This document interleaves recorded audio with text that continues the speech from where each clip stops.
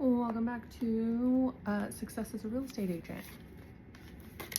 We are going on to Chapter 4, Positioning Yourself as a Marketplace Expert. Being knowledgeable about the real estate market and trends in the marketplace is a big challenge for any new and experienced agent. The statement that history tends to repeat itself is so true for real estate markets as it is for other markets. In my 35 years in real estate, I have witnessed 4 complete cycles of ups and downs in the real estate market. Either the cycles nor their causes were exactly the same, but there was enough similarity that I knew the telltale signs and what processors to look for at the early stages of market shift. I can gauge the intensity of these factors and apply my experience to say things like, this feels like 1994 all over again. The ability to track, monitor, evaluate, and forecast the market enables you to be extremely valuable to your prospects and clients. In this chapter, I guide you in building a market trends report, coach you through how you present your report in buyers and sellers, and then expand your knowledge of other resources that most agents don't even know or use. Overcoming the bias against rookies. People who know you and like you know you are inexperienced. And these are the people who would be most likely to use your services because of your current relationship with them. However, they know that at this point you don't know what you're doing. Don't get offended by my clear and frank commentary. It's true. This is one of the biggest challenges for new and inexperienced agents. These people may want to give you the business, but they know their home is their biggest asset. They are aware you haven't listed or sold any homes. Fortunately, they may think being an agent is easy or the marketplace is so hot it doesn't really matter who they list or buy through.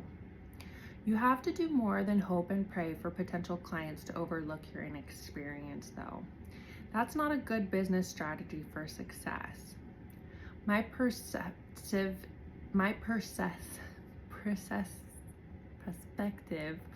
is that when you don't have your years of experience to draw from, being willing to study, analyze, gather data, and glean from experience of others, you can close the knowledge gap in short order.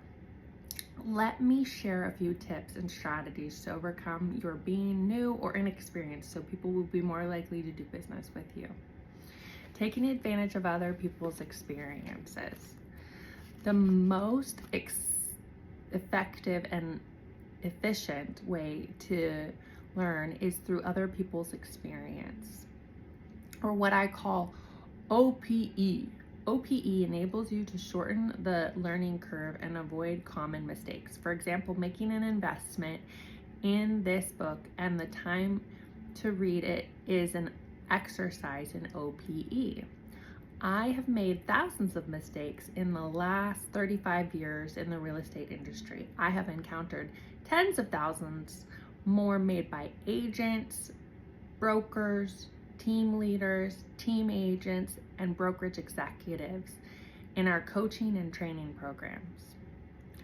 Your determination to use other people's experience to acquire knowledge, especially as it relates to what the real estate market is doing and is likely to do, will be a significant factor in your success as an agent. Using experiences to enhance your credibility.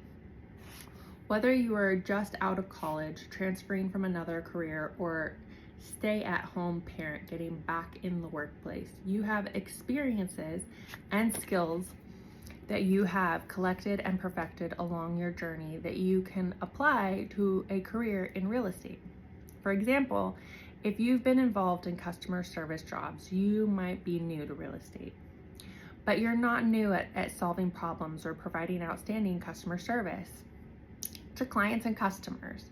A former kindergarten teacher is not new to organizing a plan or process to keep things organized and running smoothly, or dealing with people who are having emotional meltdowns, which is exponential experience for real estate agents. Buyers and sellers can often act like kindergarten children.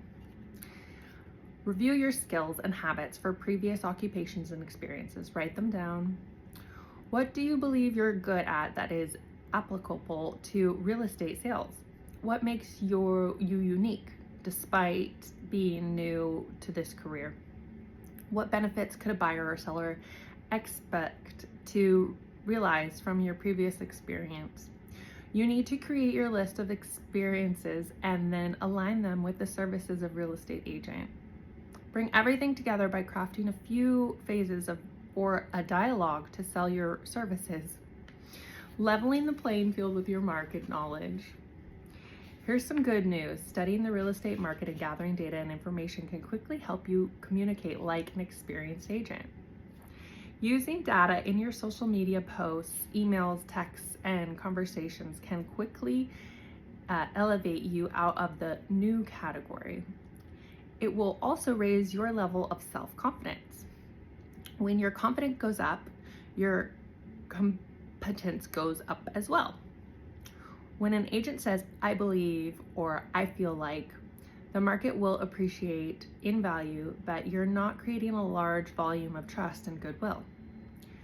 When that same agent says something like, I'm confident that the marketplace will continue to appreciate because we have a supply and demand imbalance.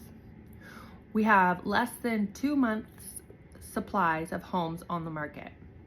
We would need to triple the number of homes on the market to reach 6 months of the supply to reach a neutral or balanced real estate market. A 3 times increase in homes for sales is unlikely to happen anytime soon. Additionally, 43% of all homes sold last month had multiple offers for them. So 4 out of 10 homes are receiving competing offers.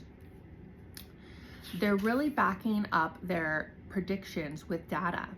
Using market data can be a game changer for inexperienced agents or any agent. Crafting a market trends report. On one surefire way to show credibility is demonstrating that you understand the current and emerging market trends.